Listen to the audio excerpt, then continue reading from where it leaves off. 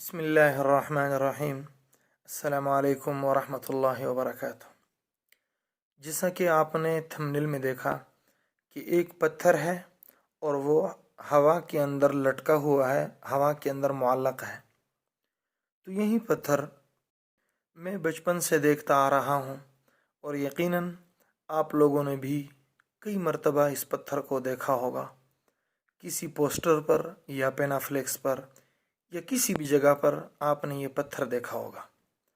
اور پھر اس پتھر کے ساتھ مختلف قسم کے واقعات، مختلف قسم کی کہانیاں بھی بنائی گئی ہیں، جن میں سے ایک تو یہ ہے کہ یہ پتھر القدس فلسطین میں واقع ہے۔ جناب رسول اللہ صلی اللہ علیہ وسلم جب معراج پر تشریف لے جا رہے تھے تو آپ صلی اللہ علیہ وسلم جب مسجد اقصیٰ میں آئے، انبیاء کرام کو نماز کی امامت کرائی، اس کے بعد جب معراج کی طرف آپ کا سفر شروع ہوا تو جس پتھر کے ساتھ اپنی براق کو باندھا تھا وہ پتھر بھی آپ کے ساتھ پرواز کرنے لگا۔ تو آپ صلی اللہ علیہ وسلم نے اس کو اشارہ کیا تو وہ پتھر ادھر ہوا میں ہی رک گیا، نمبر ایک۔ دوسری کہانی یہ گھڑی جاتی ہے کہ یہ پتھر الطائف سعودی عرب کے ایک شہر میں ہے۔ یہ پتھر جناب رسول اللہ صلی اللہ علیہ وسلم کے اوپر گر رہا تھا پہاڑ سے اوپر کی طرف سے، لیکن جب آپ صلی اللہ علیہ وسلم نے اس کی طرف دیکھا تو آپ صلی اللہ علیہ وسلم نے اس کو اشارہ کیا اور یہ پتھر ادھر رک گیا۔ یہ دو واقعات ہیں۔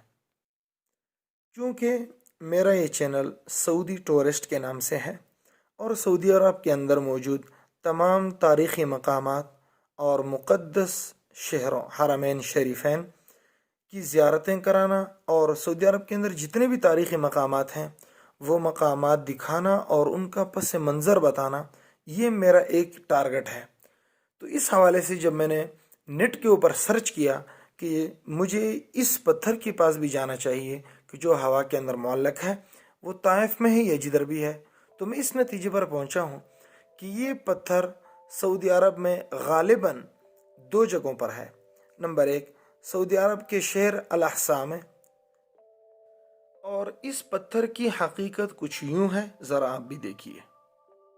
یہ دیکھیں، یہ ایک چٹان ہے بہت بڑی، اور اس کے نیچے یہ دیکھیں یہ چھوٹے چھوٹے پتھر ہیں، یعنی یہ نیچے سے جوائنڈ ہے، یہ فضا کے اندر معلق نہیں ہے، لیکن فوٹو شاپ کا کمال اور لوگوں کے ذہنوں کے اندر مختلف قسم کے من گھڑت واقعات بنا کر یہ بتایا گیا کہ یہ پتھر ہوا میں معلق ہے۔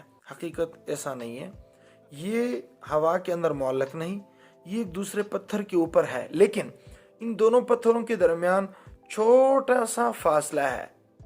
یہ دیکھیں، یہ بالکل چھوٹا سا ہے، تو اس کو فوٹو شاپ کے ذریعے ڈیلیٹ کیا گیا اور یوں اس پتھر کو ہوا کے اندر معلق دکھایا گیا۔ یہ تو ایک الاحساء کا بتایا۔ ایک اور سعودی ٹورسٹ ہیں جو ہیں بھی سعودی ہی، جب ان کے چینل پر میں نے وزٹ کیا تو وہ یہ بتا رہے ہیں کہ یہ پتھر سعودی عرب کے شمالی علاقہ جات گنونا، یعنی قنونا یا گنونا، یہ عرب لوگ گنونا بولتے ہیں، یہ اصل لفظ قنونا ہے، قاف نون واو نون الف، قنونا۔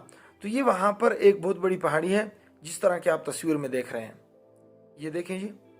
تو یہ ایک پہاڑی ہے اور اس کے نیچے ایک دانت کی طرح موٹا سا لگا ہوا ہے، جس نے ایک بہت بڑی چٹان کو اللہ تعالیٰ کی قدرت سے روکا ہوا ہے۔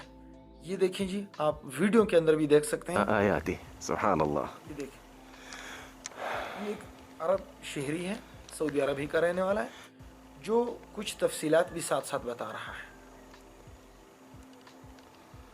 یہ دیکھیں جی،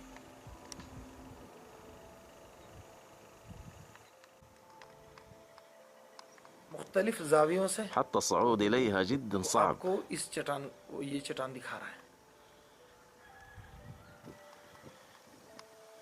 یہ دیکھیں، تو بہت جلد انشاءاللہ ہم باقاعدہ اس چٹان کے پاس جائیں گے اور وہاں جا کر کھڑے ہو کر انشاءاللہ آپ کو مزید بھی اس کی تفصیل بتائیں گے کہ حقیقت کیا ہے، یہ تو وہ کچھ تفصیل تھی جو میں نے دوسرے یوٹیوبر حضرات سے جمع کی اور آپ لوگوں کے سامنے پیش کر دیے. اگر ویڈیو آپ کو پسند آئی ہے تو سبسکرائب اور لائک کر دیں, اور اگر ویڈیو پسند نہیں آئی تو ڈس لائک کا حق بھی آپ رکھتے ہیں. اوکے, دعا میں یاد رکھیے. اللہ حافظ. السلام علیکم.